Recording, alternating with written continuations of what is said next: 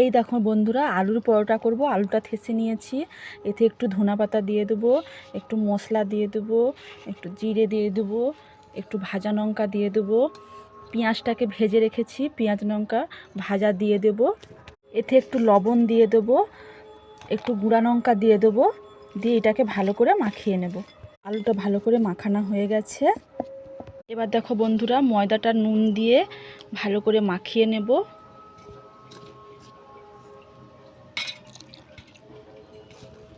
মাখানো হয়ে গেছে, এবার লেচি কেটে নেব। এই দেখো বন্ধুরা, লেচিটা কেটে নিয়েছি।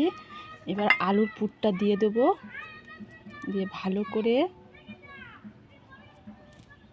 পুরটা পুরে নিয়ে এবার ভালো করে বেলে নিয়েছি।